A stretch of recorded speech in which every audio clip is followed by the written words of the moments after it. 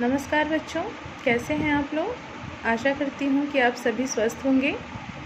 सबसे पहले आप सभी का आपके YouTube चैनल पर स्वागत है। मैं आपकी हिंदी शिक्षिका शालिनी सिंह आज आपके पाठ्यक्रम की शुरुआत करने जा रही हूँ। तो आइए आपके पाठ्यक्रम की शुरुआत करते हैं। आपके पाठ्यक्रम की शुरुआत करने में सबसे पहले हम पढ़ेंगे वर्ण विचार। तो आइए जानते हैं वर्ण विचार क्या होता है। वर्ण विचार, जिसे हम इंग्लिश में फोनोलॉजी कहते हैं, वर्ण।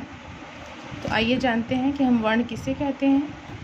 तो जब भी हम अपने मुंह से कोई भी बात बोलते हैं तो हमारे मुख से कुछ ध्वनियाँ निकलती हैं और उन ध्वनियों की ही सबसे छोटी इकाई को वर्ण या अक्षर कहा जाता है।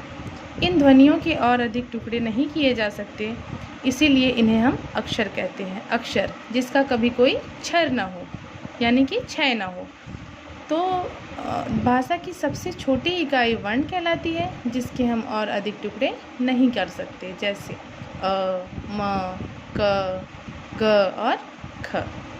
तो आपको समझ में आ गया कि वर्ण किसे कहते हैं। भाषा की सबसे छोटी इकाई वर्ण कहलाती है, जिसके हम और अधिक टुकड़े नहीं कर सकते।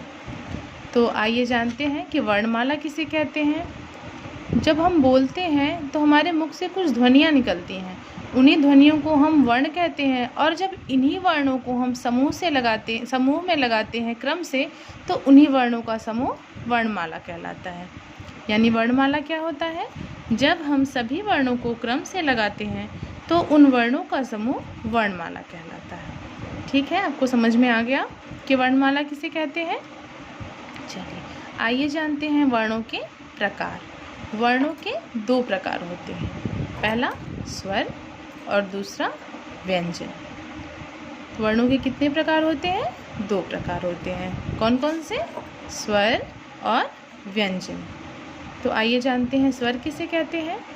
ऐसे वर्ण जिनके उच्चारण करने में हमें अन्य वर्णों की सहायता नहीं लेनी होती, वे स्वर वर्ण कहलाते हैं। यानी कि ऐसे वर्ण जो स्वतंत्र होते हैं, जिनका उच्चारण करने में हमें अन्य किसी वर्ण की सहायता नहीं लेनी होती है, वे स्वर वर्ण कहलाता है।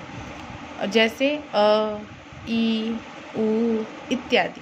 और हिंदी वर्णमाला में इनकी संख्या कितनी होती है, हिंदी वर्णमाला में इनकी संख्या 11 होती है। ठीक है, तो आइए जानते हैं व्यंजन। व्यंजन ऐसे वर्ण जिनका उच्चारण हम स्वरों की सहायता से करते हैं, उन्हें हम व्यंजन वर्ण कहते हैं। जैसे क, ख, ग। जब भी हम इनका उच्चारण करते हैं तो हमें अलग से अ की आवाज़ आती है, और जब भी हम इनका वर्ण विच्छेद करते हैं तो ये आधे वर्ण हो जाते हैं। यानी कि स्वरों के बिना जो भी व्यंजन होते हैं वो आधे व्यंजन कहलाते हैं।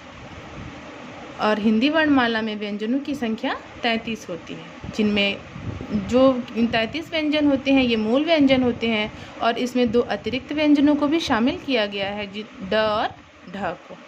तो आज आपने क्या पढ़ा, आइए एक बार पुनरावृत्ति करते हैं कि आज हमने क्या क्या सीखा। सबसे पहले वर्ण किसे कहते हैं। तो भाषा की सबसे छोटी इकाई वर्ण कहलाती है, जिसकी हम और अधिक टुकड़े नहीं कर सकते। और दूसरा वर्णमाला किसे कहते हैं।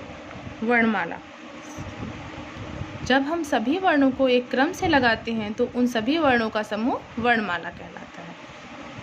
और वर्णों के प्रकार, वर्णों के कितने प्रकार होते हैं, 2 प्रकार, स्वर और व्यंजन। स्वर किसे कहते हैं, ऐसे वर्ण जिनका उच्चारण करने में हमें अन्य वर्णों की सहायता नहीं लेनी पड़ती है, वे स्वर वर्ण कहलाते हैं। और हिंदी वर्णमाला में इनकी संख्या 11 होती है। और व्यंजन वर्ण ऐसे वर्ण जिनका उच्चारण स्वरों की सहायता से किया जाता है, वो व्यंजन वर्ण कहलाते हैं। और हिंदी वर्णमाला में इनकी संख्या 33 होती है।